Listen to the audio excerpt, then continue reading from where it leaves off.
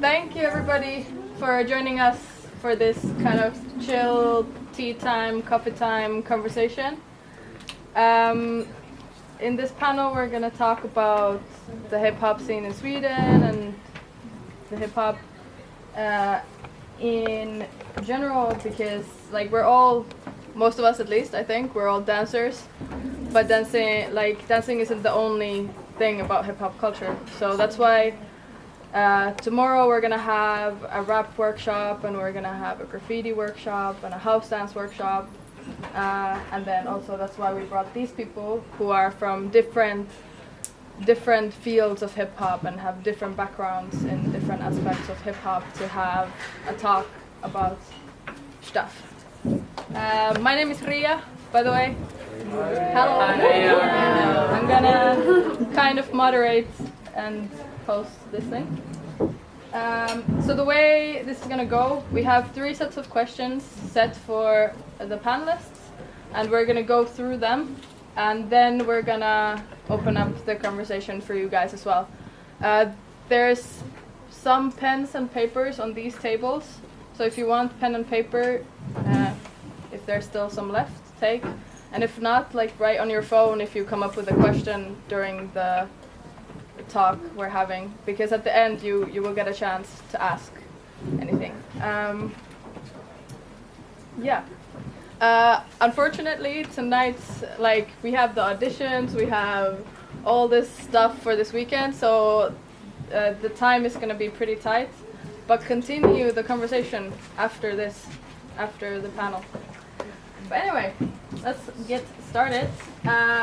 First of all, I think all of you guys could introduce yourselves and then answer the first set of questions, which is, what is hip-hop to you and what is your background in hip-hop culture? So kind of what you've done and the stuff. But introduce yourself first. We can start. Okay, my name is Niki. I'm a dancer, doing hip-hop, for y'all who don't know.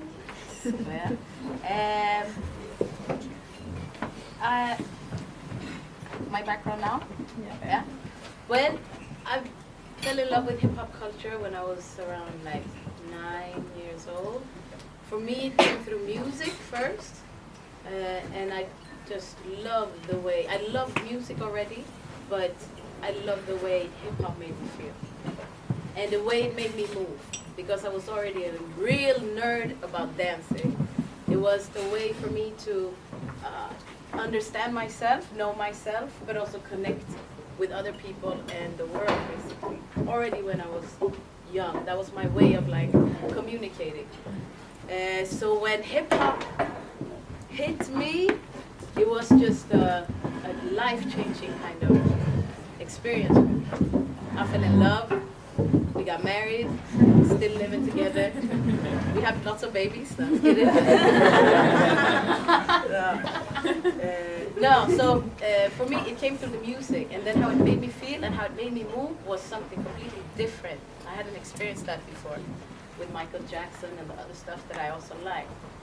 And since then, I've been dedicating my life to this. Celebrating hip-hop music especially, but through dance, through the art of dance. And it gave me a place to feel at home. You know, even if I didn't know hip-hop before, but when I met it, it felt like home, you know. And since then, I've explored in all kinds of ways. Growing up in Sweden, it was very limited what you could do when it came to hip-hop and dance especially.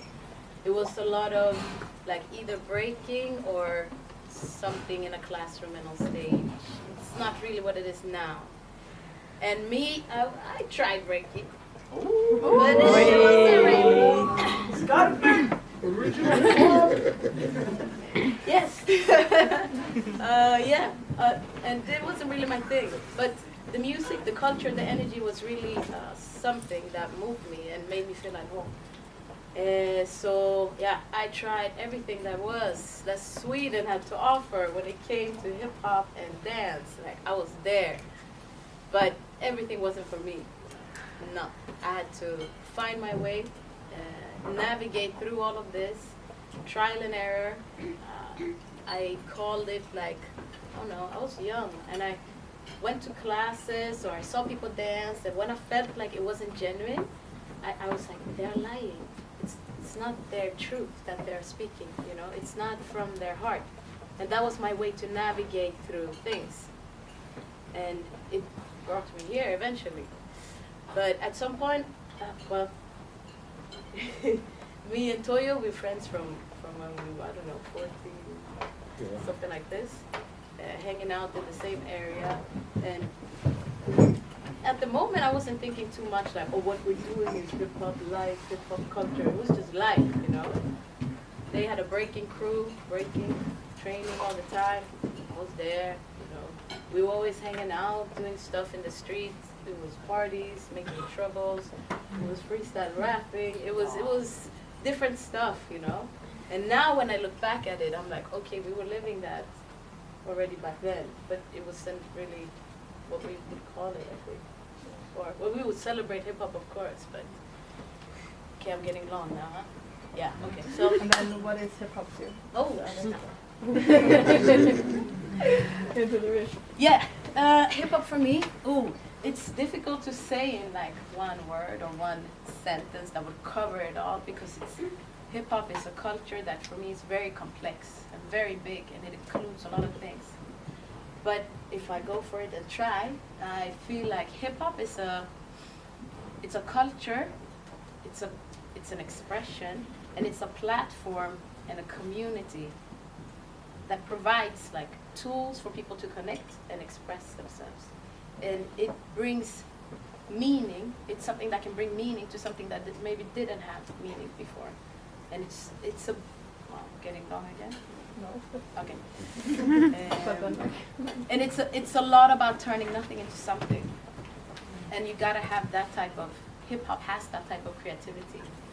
You can be in whatever situation that could be as shitty or not, but making it greater. And that is a magical power that I really love and admire about hip-hop.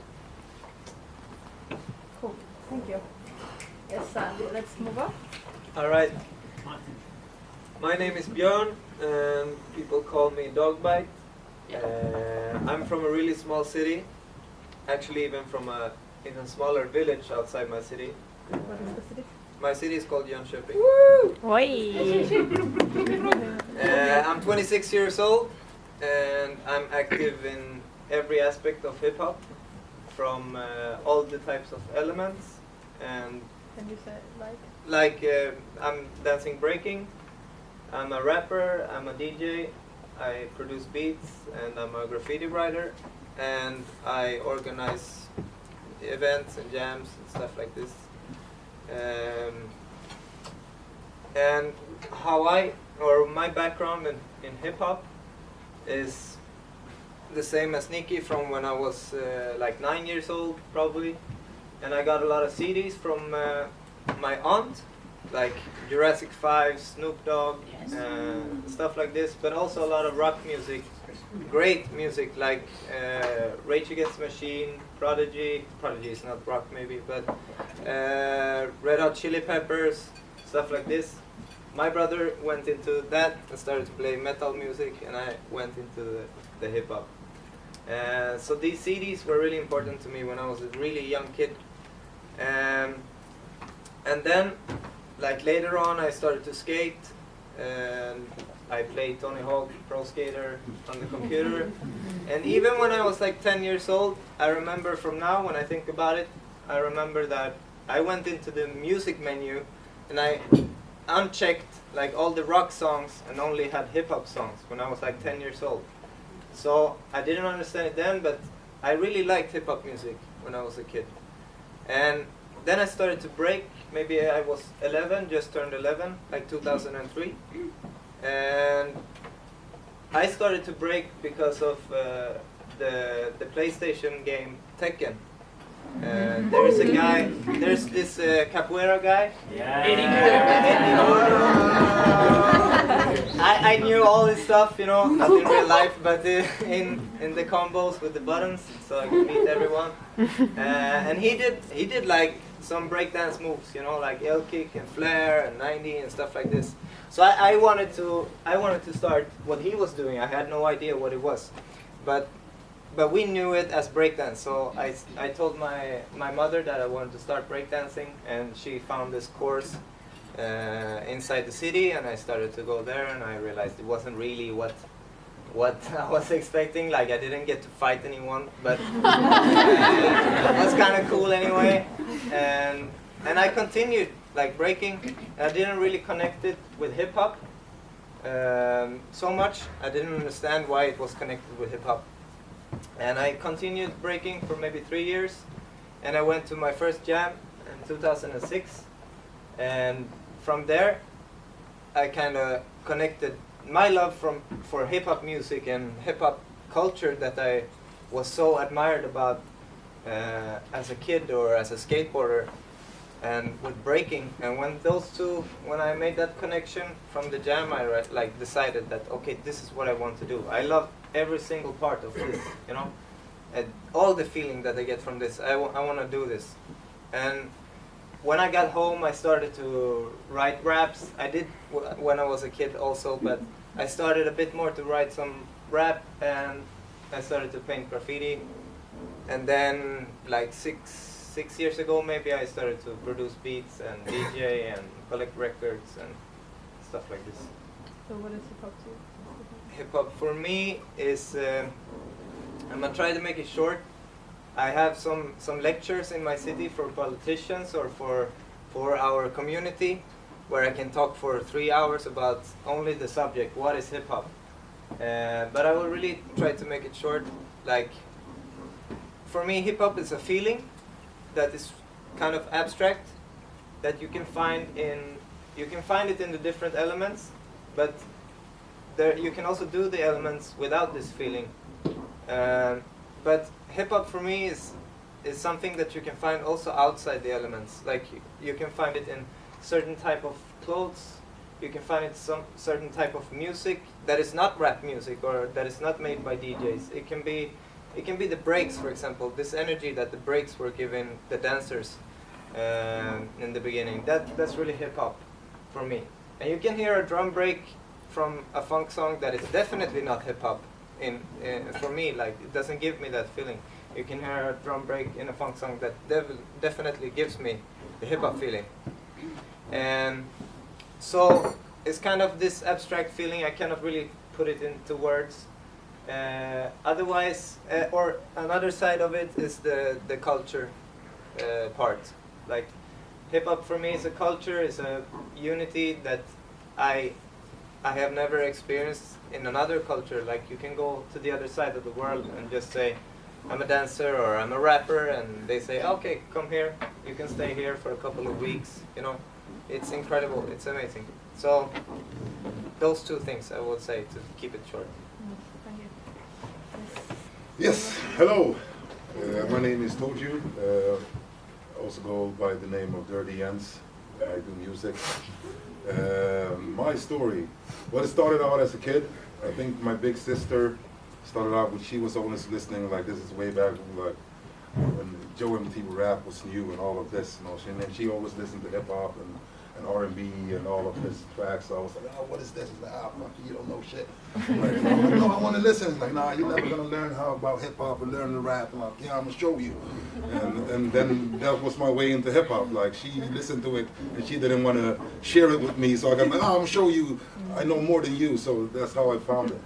And after that, it was just like loving the music and doing everything. And then I moved to Scoutnik, where I had my teenage years, and there I had a good friend of mine, and we started rapping together when I was maybe 12, 13 something.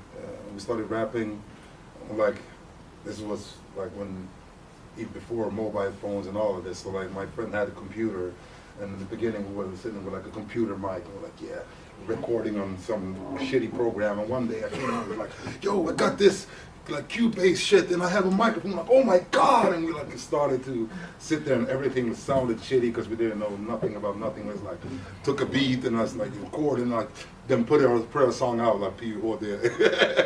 Like, we had a crew and everything. It was crazy times. So it all started with that, and after that, a while, it became a guy, old school break dancer from Norway here in Sweden. He lived in Skarvnik. Björn, his name is, big Norwegian guy. And he came down to our youth center and like, yeah, I can show you kids breaking for 500 crowns. And we're like, yeah, why not? So that was the way I started breaking. And then we were a couple of guys when we started out, like 20 people. At the end of it, like half a year later, we were like 3 people left doing it still.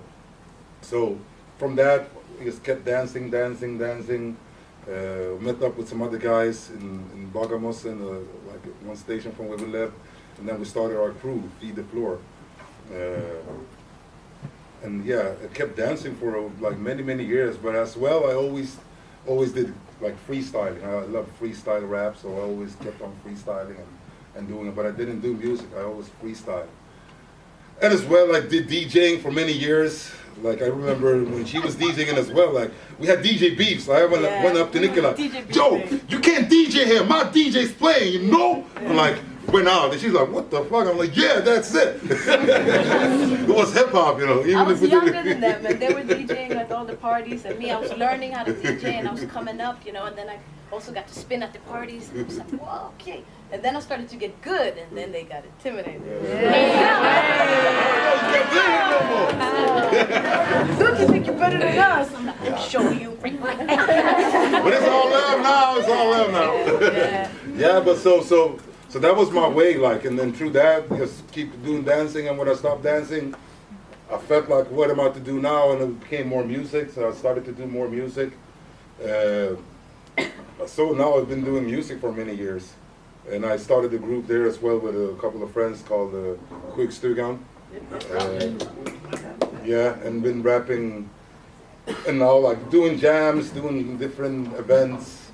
I work at a school, as this folkhögskola in Malmö, where I'm a teacher in rap, hip hop. That's what I do now. That's my short, briefly hip hop story. And what hip hop is for me, I would say hip hop is folkbildning. Exactly what we're doing now. Each one teach one. Like if the first guy wouldn't teach the other guy, we wouldn't be here today. So this is what we're all doing here today. This is hip hop. It's a culture, yes. It's a vibe. It's for me. It's like hip hop for me. Hip hop was. It's a different what it is today and what it was. I think for me, what it was a weapon against the society, against the government, against obstructions, against racism, against whatever. And even in hip hop, there's still things in hip hop that's not fair enough. Like for example, like Lee, how much did she have to fight as a girl to come up? Like there's still problem in hip hop, but still, that's what hip hop is. It was a weapon against all of this. So for me, is what it was today. I think a lot of those things are dead now. They're still alive in smaller things, but today hip hop is pop. I would say hip hop is pop today. It's sad to say, but it's the most popular thing. It doesn't necessarily mean that everything in hip hop is bad, but hip hop is pop music, pop culture, pop whatever. But there's still the essence of hip hop in a lot of people, and it's what you do with it. So for me, hip hop is the old thing, and when you see it, the big picture is pop. But like, yeah. I don't understand I don't know if you understand what I mean, but yeah, I'm quite screwed up there. Yeah, thank you. Oh, thank you.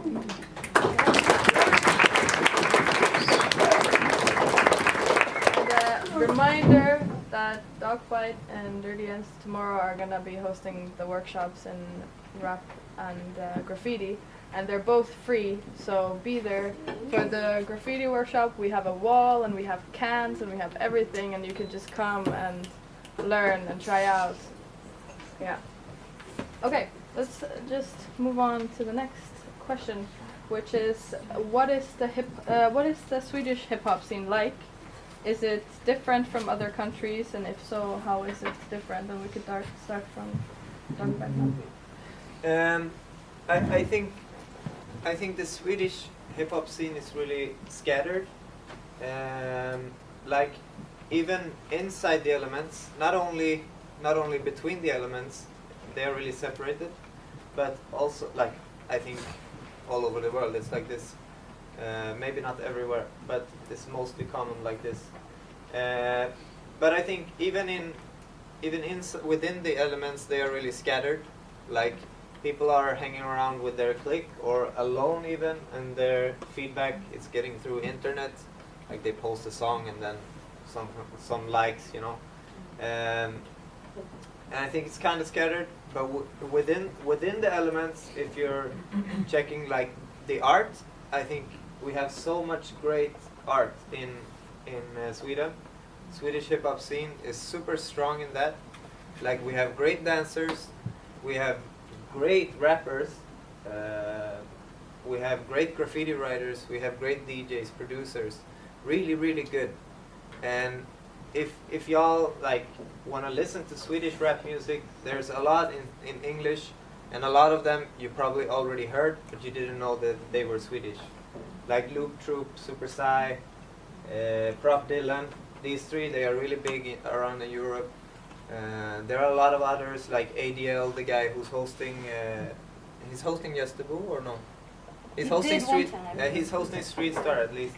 Like his stuff in English is really really good. We have a lot. But to other countries, I would say, if I talk about the dance, because mostly how I've been traveling around the world and around in Europe has been through my dance and practicing with people and stuff like this. They, in other countries, especially south of Europe, where I've been mostly, is they are really powerful, they are really strict, they are really pushing hard, they are not lazy, they are like really pushing in their direction. But what I don't see there, as I see here, is a lot of original people, like people who stick out. This is what I see in the Swedish dance scene, or at least the breaking scene. But here we are more focused on small movements, easier steps, like physically easier steps, and we are a bit lazy, but we are finding our way and stuff like this. We're thinking a lot outside the box. There's good and bad with both, I think. We need to learn from them, and they need to learn from us, I would say. I don't know. I'll come back if I have something else to say. Yeah, I was like, what is hip hop scene like? The difference. Like the hip hop scene in Sweden, I would say it's not so much. As Dogbite said, it's quite divided. I remember when I started dancing, and I remember I said I will never become that guy. I said when I was young. Well, I'm that guy now. Because I remember when I started out, when I went to the first jam at Lava 2001, and I came there, and it was so dope. You know, I came in there with my crew, and there was breaker, and there was lockers, there was poppers, there was graffiti, there were MCs, there was it was a jam. That's hip hop. And today it's like, yeah, it's gonna be a contest. What? Yeah, it's locking.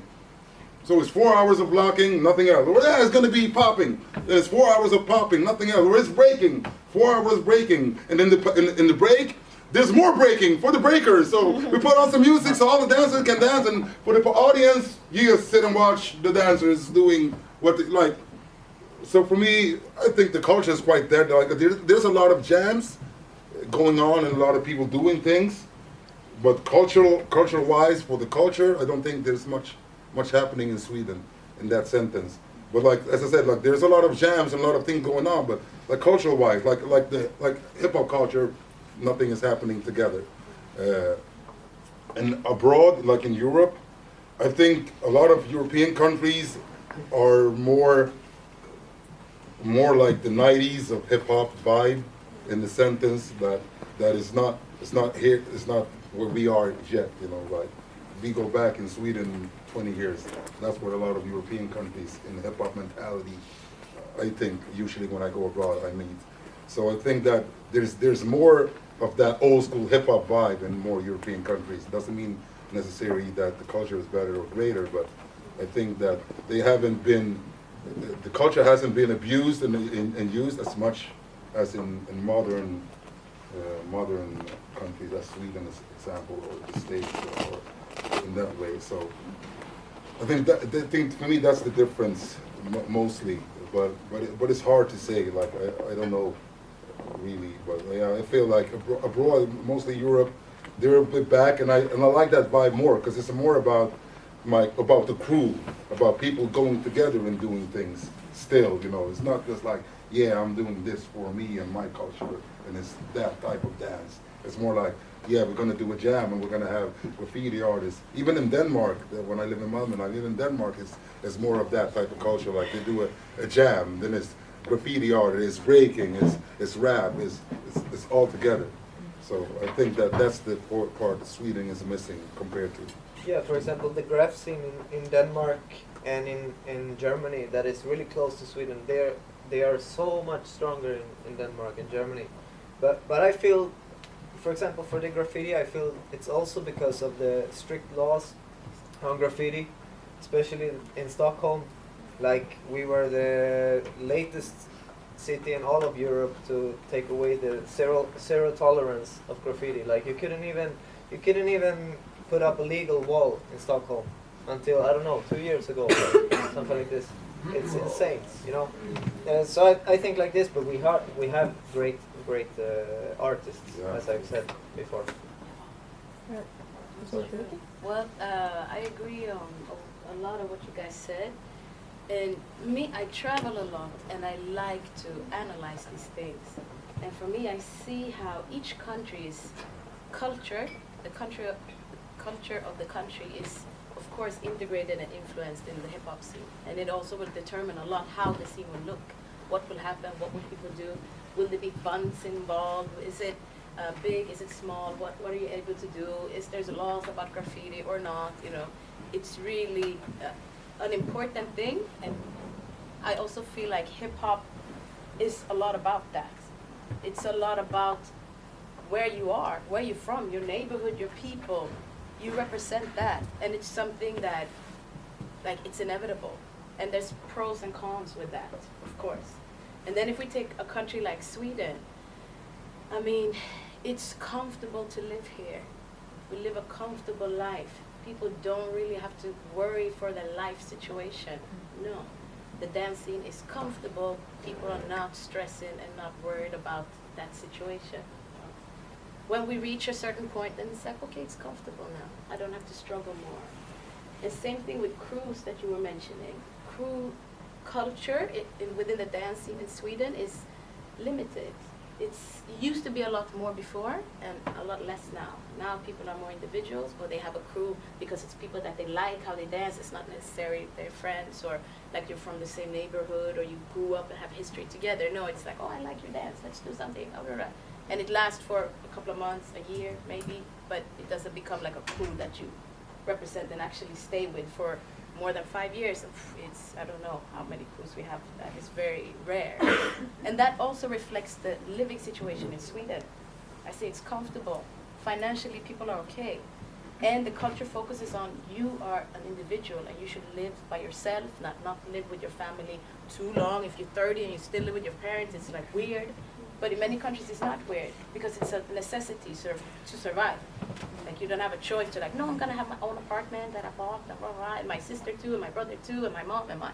No, a lot of time it's about survival. You know, that you stay together because we need each other. And in Sweden, we don't need each other in that way. We think, but it's a trap. It's a trap. But that's why I see this in the dance culture as well, in the dance community, that we are comfortable, we like having fun, yes, but when we have to go too far outside our comfort zone, it's too uncomfortable. Why should I struggle? It's not part of my life. And focus and working hard in whatever they want to do. Look at the dance culture, it's huge. A lot because of that. because people are dedicated and focused and doing what they do, you know.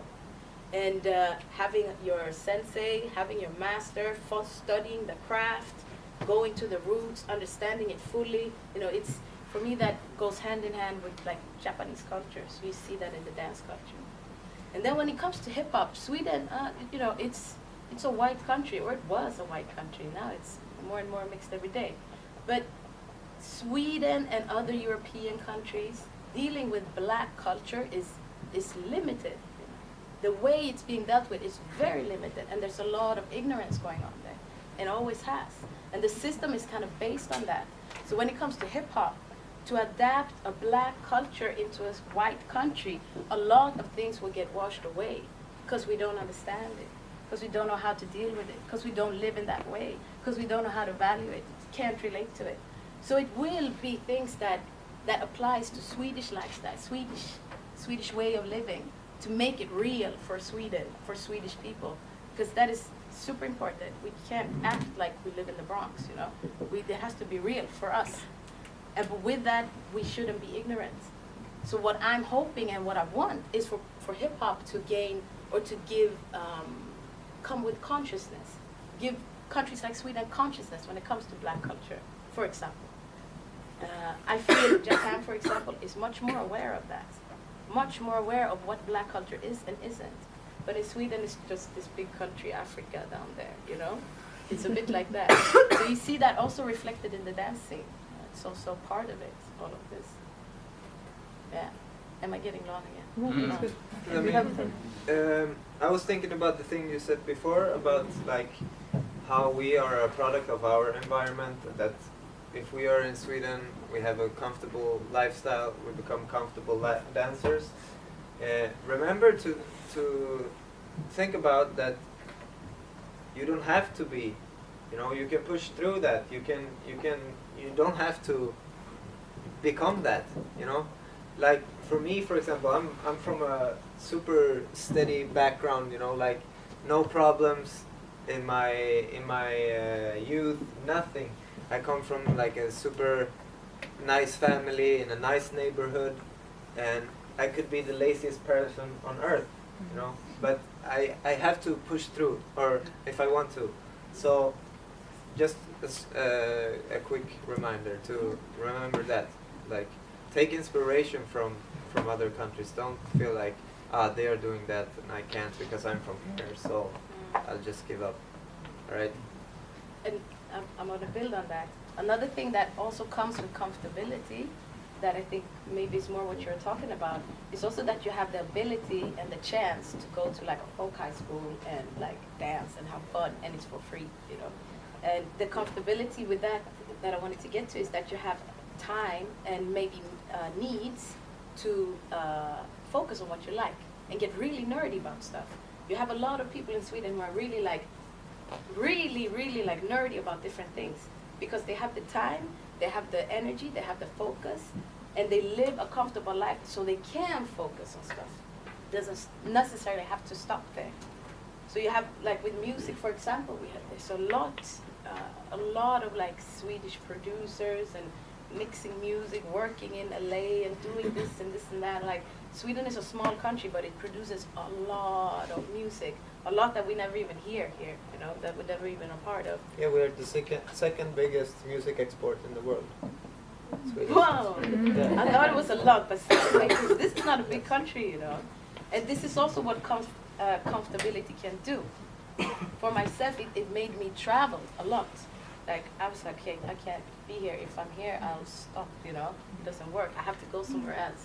And me living in a comfortable country, having a job, having parents that also has work, living a stable life, that made me, like, gave me opportunities to be able to travel, to be able to go deeper within my thing, and learn and grow and do everything that I wanted to do, basically. So coming back to what you said, it doesn't have to stop with the comfortability, but it's a strong factor. It's a strong factor. Yeah.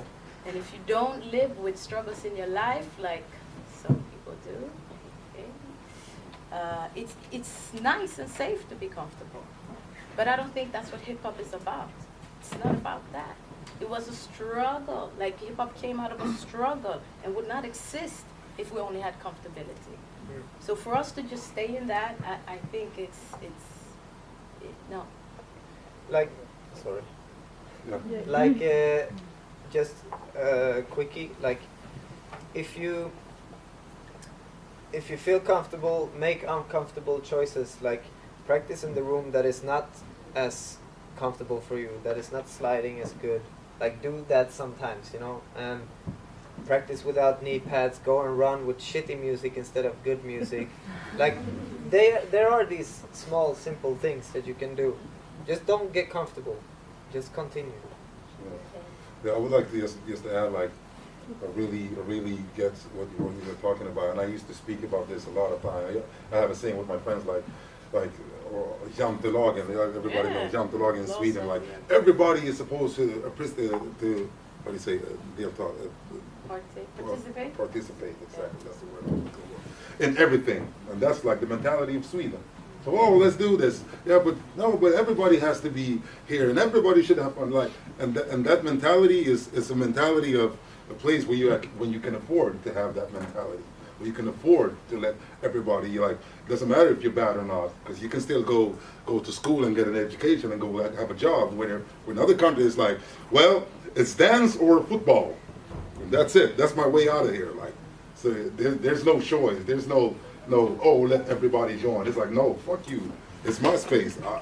I'm dying for this, you know. So I think that is a big difference in hip hop culture, and through, like, as you said, like, you can always find your ways. Like, for me, when I wanted to do music, I was in a part of my life where I felt like everything was shit. So I was like, okay, fuck it. I quit my work. I quit everything. I'm just gonna do music. And if it doesn't work out, then it doesn't work out. But at least I know I gave it my all, you know. So I risked everything to try to do what I wanted to do. So I think it's about that.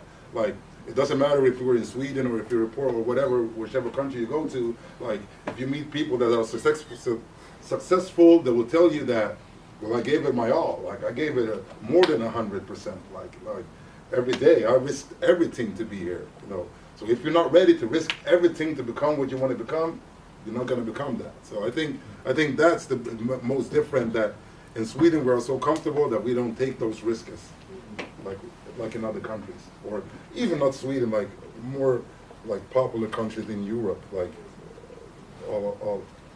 overall.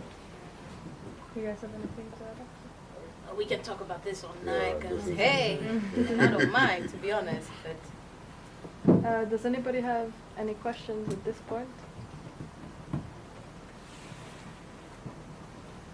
No? All right, then we can continue to the next one, which is kind of, Björn, you already kind of pointed this out, and you guys all pointed this out a little bit, but it's are the elements separated from each other in Sweden? And I would mean with this, like rap from dancing or graffiti, like these, but also is there separation inside the elements, or like how is it in that? And then how could we unify the scene, and is there a need for that? And we can start from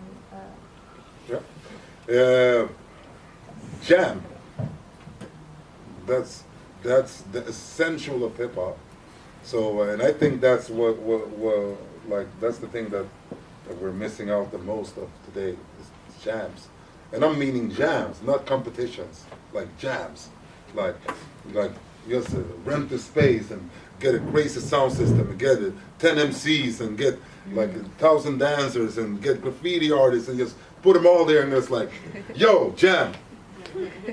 That's the way. yo, jam! Yeah, like, that's the way, I think. And I think that's the only way. Because that's how we evolve, that's how we get experience, that's how we express ourselves, by meeting people, and just like that's what you all do here. I came here today, what was happening? Like, music on, you people just jamming, like, yeah. I mean, that's jamming. So, like, that's the way we meet through culture, like to jam it out, like, to get to know each other. So I think, like, it needs a lot of more jams, and really jam, no competitions. Like, competition, I like competition in one way, but competition really fucks a lot up. Like, culture-wise, it fucks a lot of things up. Like, for me, example, like I used to love to look at crew battles in breaking before, because when it was a crew battle, we spoke about this a little bit earlier, like back in the day when it was a crew battle, it wasn't breaking, it was like there was at least one popper or two poppers or lockers that was in that battle. And so like all of a sudden a guy did a crazy break solo, then a popper comes out and like, yeah, I don't give a fuck, like, I'm gonna show you how I do, and I put some breaking in this pop and like all of a sudden like a locker, oh, I'm gonna answer you on that shit, you know. You don't see that anymore, you know. Yeah, with no time, like with just a time limit, no like 10 rounds each per person, exactly. And now I'm gonna give you this song to you two, and then I will change, and exactly. you can dance, you know, nothing. 5, 6, 7, 8. Exactly. Like take all those rules away and just like put people together and like have a party, have a blast, jam it out. Like that's how hip hop started. Cool Herc was like, yeah, people are not feeling good, people are mad, sad, whatever. Like they're broke, and I'm gonna have a jam and play you some tunes. And what happened? Hip hop happened. So we forgot about that shit. So now we're all individuals doing our own thing. And like, yeah, I'm just gonna focus on this because this is what I want to do. And instead of like, yeah, let's do it together. Let's make a culture. Let's make this great thing great again. Oh.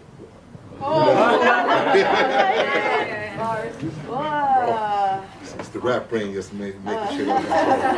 Yeah, but yeah, you get it. I stopped there. I'm not going any further. Like, covering politics and shit.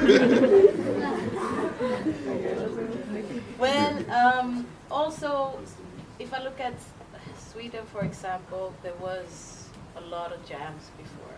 Like, it was a lot of jams, more than battles. And now there's, of course, the opposite, as you know. And I'm thinking, you know, there's an evolution all the time. We are, the world, this culture, us, every person, we're evolving all the time. So it's not going to be the same thing all the time. It's impossible. Like, change is the thing that we can't avoid, you know. It will happen. And I believe all these genres, all these elements have evolved. Like, they left each other, but they can also still connect. But also within, they also have evolved. Same with the dance. That's why you see a lot of competitions now. It's the sign of the times, whatever that means. It's the sign of the times. And I don't think it's going to stay like that. I think it's also going to keep evolving. Maybe we will go back to jams, to party. Maybe we will turn into something new. But it has to evolve. We can't stay and do the same thing always. Like, it's impossible. So how does it evolve? And who has the right to be an influencer in this evolution and all of this? That's a different topic, or it's also a topic. But that is something I can get nostalgic about, the jams, how it used to be, and I can be like, oh shit, I miss dancing, you know. I would travel to Germany just to go to a party, you know. I just want to go to that party one night, then I'll go home, you know.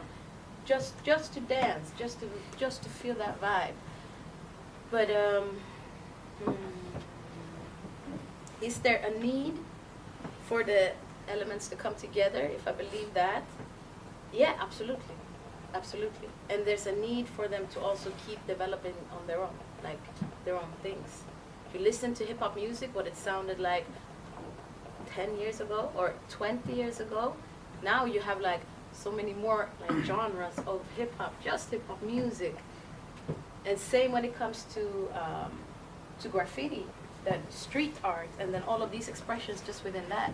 DJing, making music, making beats, having a loop machine, like there's evolution into that, like, and it has to be there. And it's also, for me, a really strong part of hip hop, your own creativity, your personal creativity. What do you do with that? You have to come up with something unique. Don't bite this person, you know. You have to represent you, and you represent you, and all of that. So you have to be original. That means coming up with new stuff. So if people are always coming up with new stuff, of course this will develop and transform. But then we don't want to lose the spirit of what we're doing, or the spirit of this culture. You know, we want to develop hip hop. So that's always a balance in what you do and how you do things. But both of these things, like being really traditional, understanding your roots, the roots of yourself, the culture, going back to basics, not once, twice, many times. That's something that happens through a lifetime, you know. And then also applying yourself, like applying new things, going outside the box, doing stuff that never been done before. It's also hip hop and also a very necessary part. And these two things have to align with each other to make the development as healthy as possible, I think. Finished. I think an important question is to this, if there's a need for that, is why is that the need for that? And to ask yourself that and to talk about that, because it's like if you have something that you need to do, it's really hard if you don't know why you have to do it, and especially if you don't want to do it. But if the why is that you want to, because you like it when the elements are together, and you like the feeling that, if the feeling of unity, then it's so much easier to do.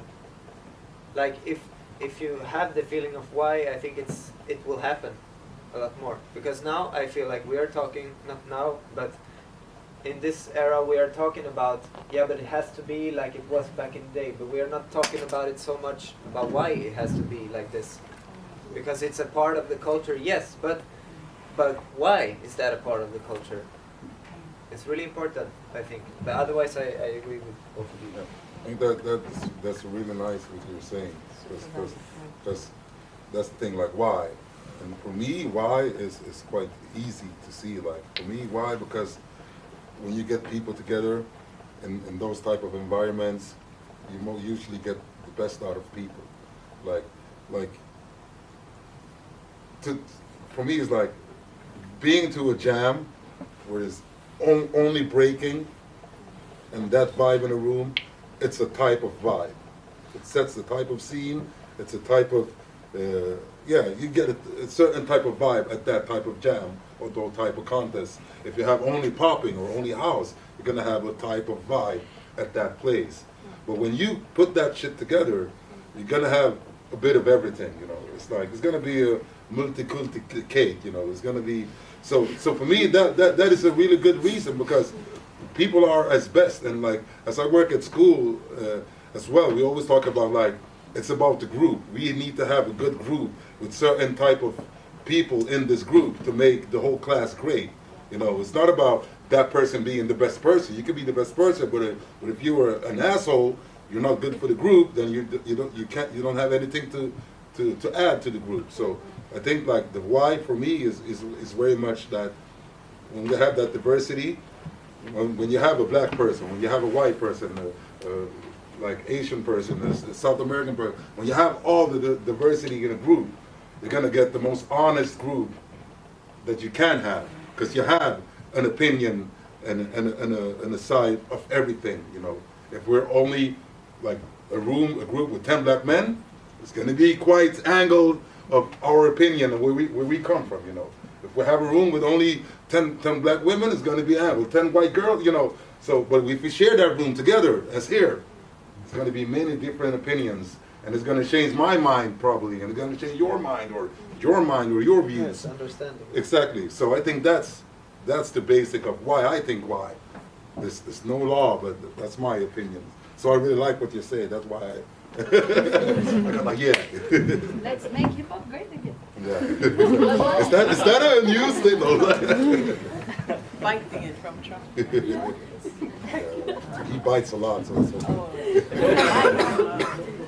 Niki, do you have a why for you? Like, why should we Bring them together? Oh, yeah. I think for the unity.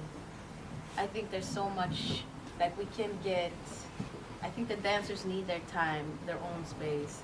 Same with the graffiti writers, same with everything. But when we meet, there's a special thing happening, and there's a connection and interaction that we can give each other that we can't do with only dancers or only rappers or only. And it becomes obvious also what it is that we gather around. And I mean the spirit of hip hop. It's just taking different forms, and it becomes clearer. For me, it becomes clearer my love for hip hop when I'm around other people who are into hip hop, and especially when they are not dancers, because we can get very dance nerdy, myself included. Like, so yes, broaden the mind, but to gain understanding and about hip hop and its community and its spirit, and the unity that comes with this community. It's freaking powerful, you know, and amazing. So for that reason, that would be my why. Alright, very nice. Anybody have questions?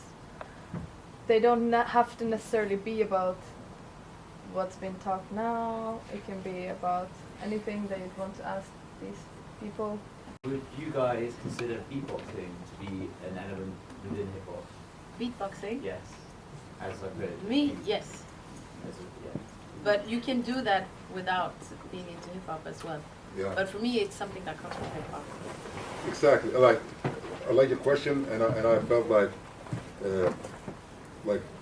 there's some elements, the core elements of hip hop and whatever. Like, but for me, like, what is hip hop? Hip hop is something, as I said, folkbildning, and it's something that is for people that doesn't have shit, but you can still do it. You know, hip hop is something you can do free. You know, it shouldn't cost money. That's how it was made. You know, because people didn't have shit in those times, in those neighborhoods. So they started something that, like, okay, but I know how to do this, so I can teach you this, and you know this, and you can give me that, and like exchanging. So, like the brand of what is hip hop. Like, yeah, if we want to go by the old book and say, like, yeah, no, there's only 4 elements, but like, of course that's a part of hip hop. Like Dougie Fresh. I mean, one of the most famous raps of all time. Like people speak about Snoop because Snoop did that song, Lottie Dottie, but like that's Slick Rick and Dougie Fresh. Like one of the most famous rap of all time, and that's beatbox, all that, and Bismarcky and all that, you know. So of course it's hip hop, but for me, rock is hip hop as well. You know, I can put on a like a Black Sabbath record, and like those drums right there, like those drums, you heard those drums? That's some like that's so hip hop, you know, like I'm spinning and shit. Like that's how hip hop that shit is, you know. But because that's hip hop for me, and for other people, like, no, because I remember when I was young, like, no, you listen to rock music, oh, you stupid ass, you don't know shit. And I got older, like, wait a minute, like, this hip hop song came from this rock song, like, what's happening? Like, everything's sampled, you know. Yeah. So that's the feeling I was talking about. Exactly. Before. Like, you can find it everywhere. Yeah. So what is hip hop? I don't know, man. Like, hip hop in one sentence, like, there's almost no rules in hip hop.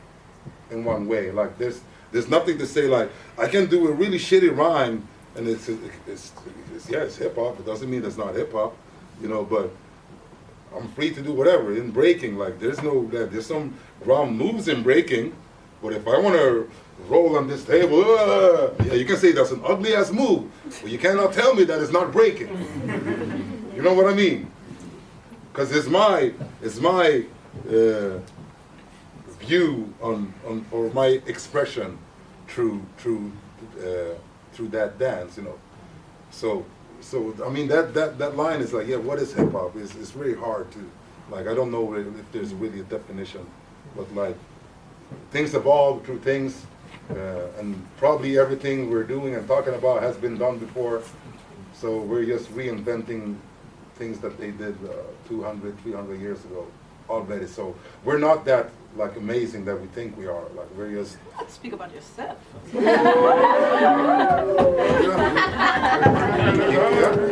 It might be. I'm not speaking about... Yeah, I can speak about myself, but I think, like, as a human race, I don't think we are that amazing that we are, because a lot of things has already been done, and we're reinventing it. You know, so people like to put themselves on these pedestals and always like, yeah, I'm the greatest because I invented this move. We're like, who gives a fuck? In 10 years, 20 years, they don't give a shit about that, and people are going to dance and enjoy and do whatever, and they're going to talk about you who invented that move, you know. Who's talking about who did the backspin first? Nobody. Of course, there was one person who did it first that could still go around and claim, yeah, I did the backspin, you know, whatever. But it's not about the backspin anymore.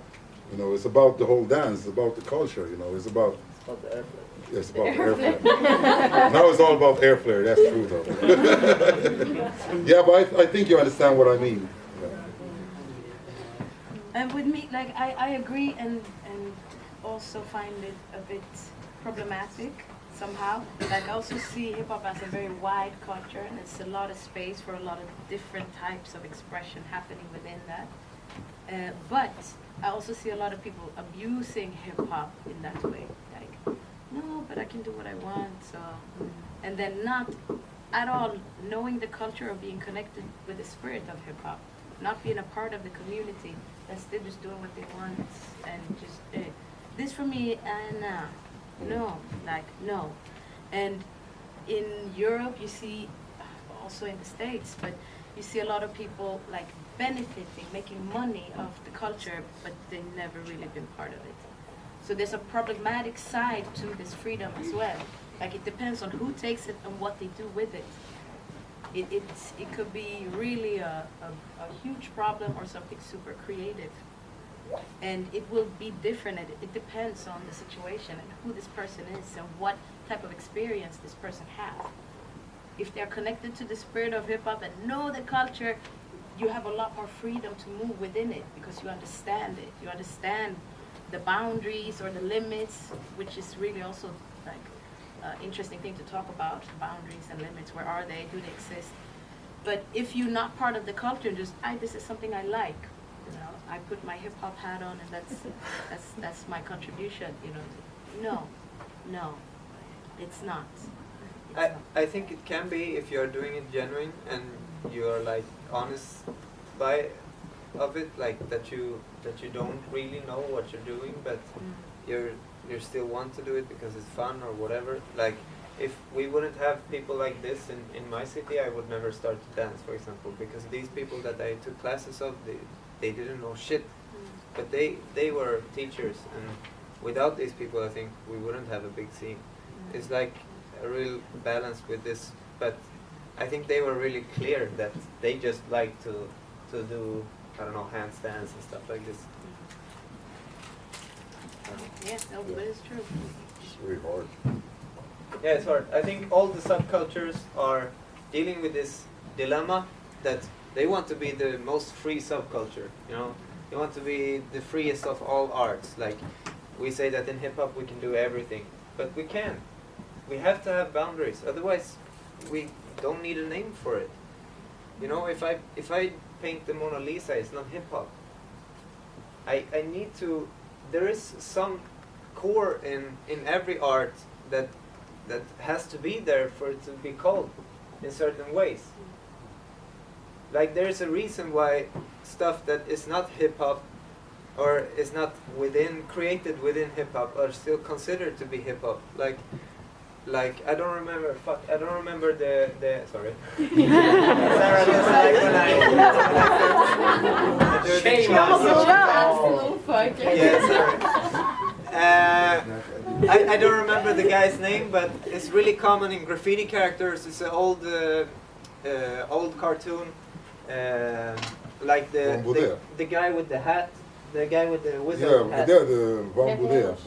Oh, what are they? it's Cheech Wizard and Yes. then the other lizards, and it was made by Mark Bode. Mark Bold. Yeah. But for example, when did he do these drawings? Early 70s, I think. Yeah, and it was not created within hip hop.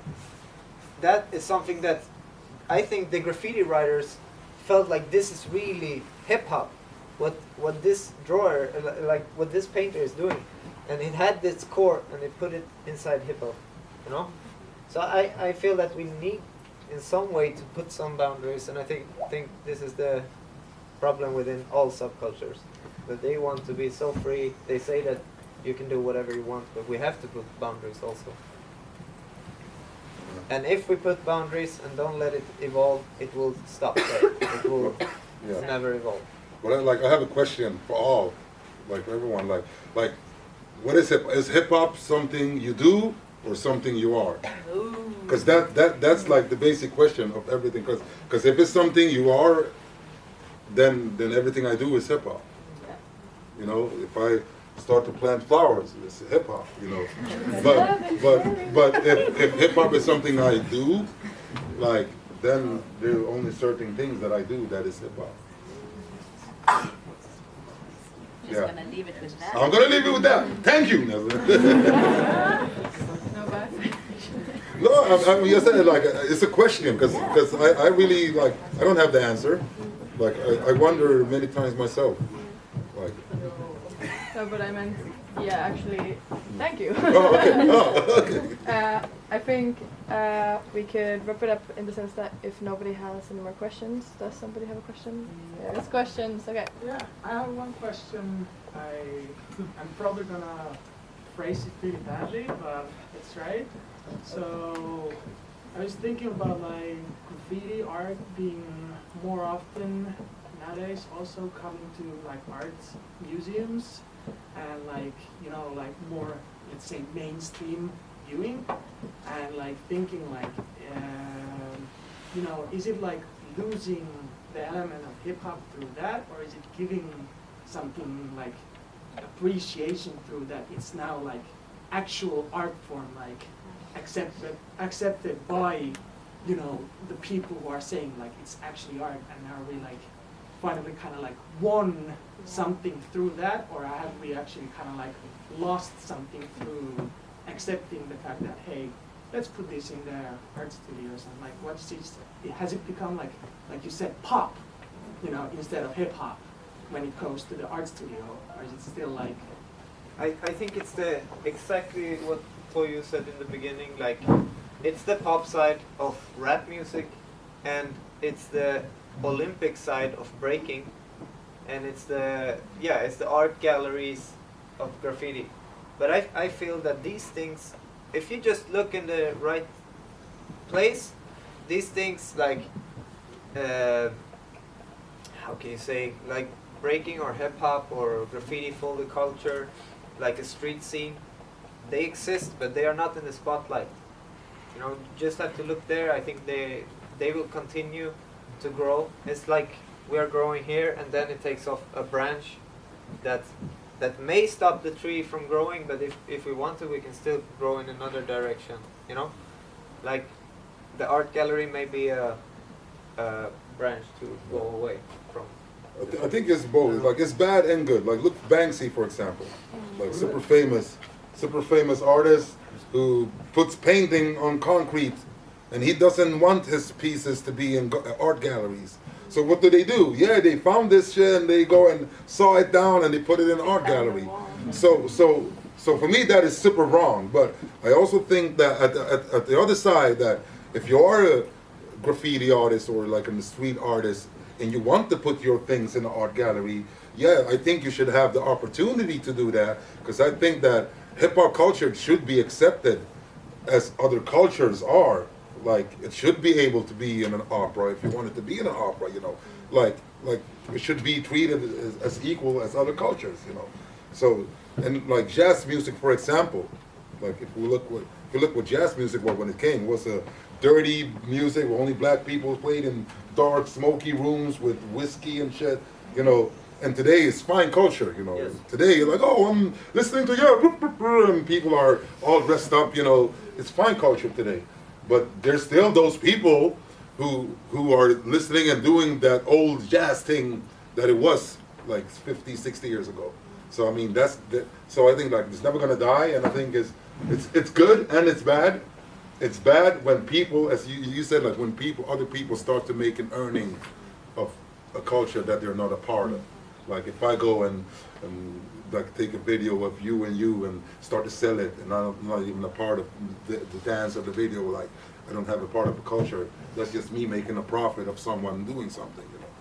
That's not nice. But if you want to put out a video yourself and sell it, I don't see why not. Or if you want to put up a show or a piece in an art gallery, I don't see why not.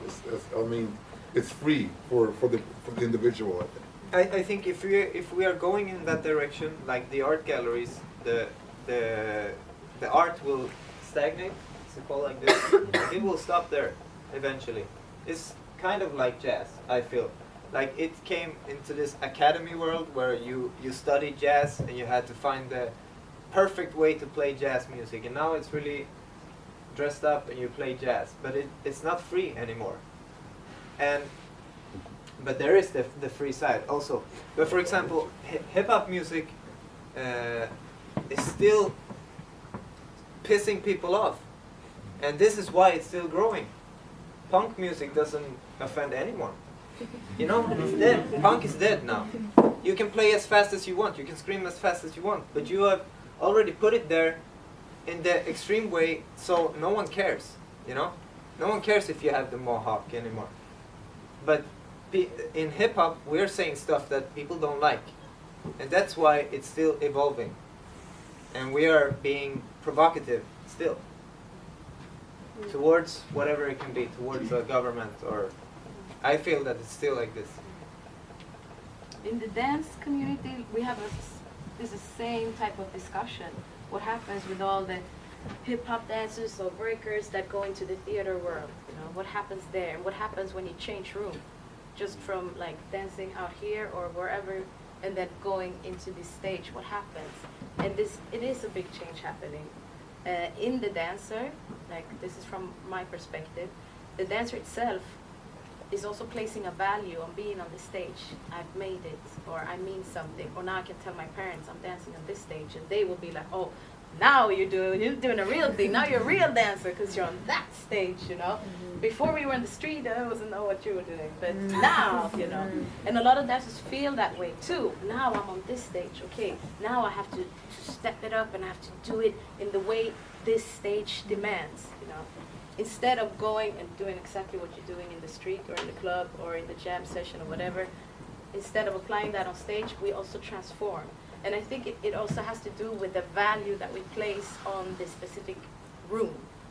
If it's an art gallery, if it's a dancers whose stage or whatever, the value we put on the stage, what it means to be there, we can change that, you know.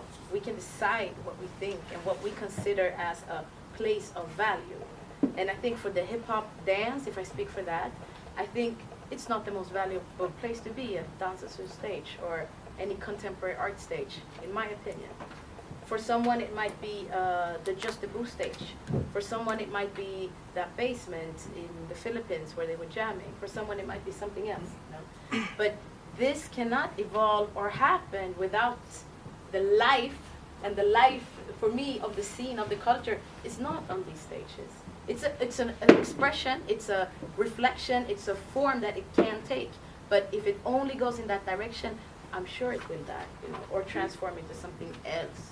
And we will not call it hip-hop anymore, you know. But I feel the dance is powerful enough to go into different rooms without changing. But it also has to do with the mind of the dancer, where they are. Because the people outside who are not in this culture, they will have their expectations and their things places that they value, things that they feel is great or not. And usually hip-hop is going against a lot of these things. And that's also why hip-hop even exists, you know, going against a lot of these things that we think is good, that we think is the best place or the best way to look, the best way to dress, the best way to do whatever. And hip-hop is being like, you know, I'm gonna be myself. I almost said, but I said, yeah, and be the greatest version of myself, you know. So it's a responsibility that I also try to like talk to myself about, and I also want to encourage you, like where you place the value on these places or people, and you have the power to change structures. We have the power to change structures. And when it comes to our culture, I feel like we should have our own place that is for us, that we have as our own mecca or whatever, if that can exist, rather than going to these external places to find worth, to find value, to find meaning. Does it make sense? Yes. Unity! Now we're barely, I feel like, scratching the surface and getting into some really interesting stuff, but unfortunately we have a schedule up in here. So but we can continue talking. yeah, I mean, or at least for me, I really like to discuss hip-hop. So we can do it later. I don't like to talk otherwise. I'm always quiet. But hip-hop, I can probably talk forever. Yes, and I encourage you as well. I love talking about this stuff too, and I'm here on a weekly basis, you know. And I know people are having their own opinions and thinking and talking in the rooms, and include me in your discussions or ask me if you have any questions. Like, don't be afraid of that. And I'm only here for the weekend, so you can say what the fuck you want to do.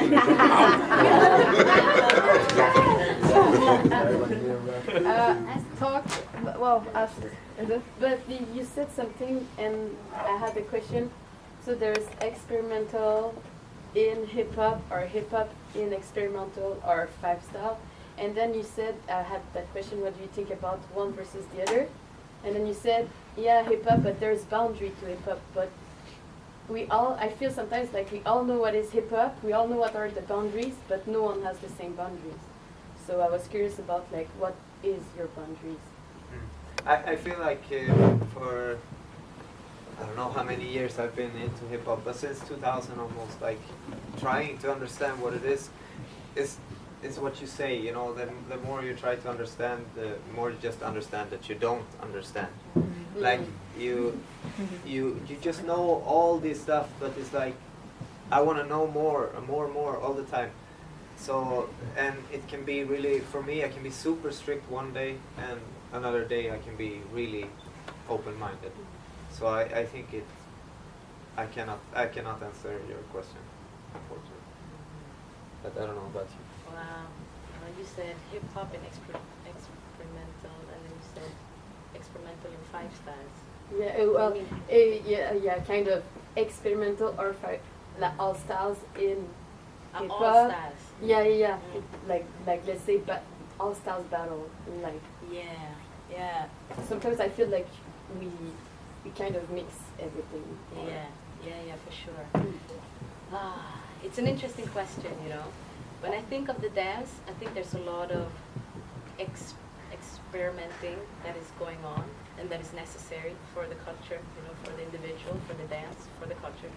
And then I think there's a lot of experimenting that try to find its way into hip hop. Or like, I belong here, but it doesn't really do that, you know.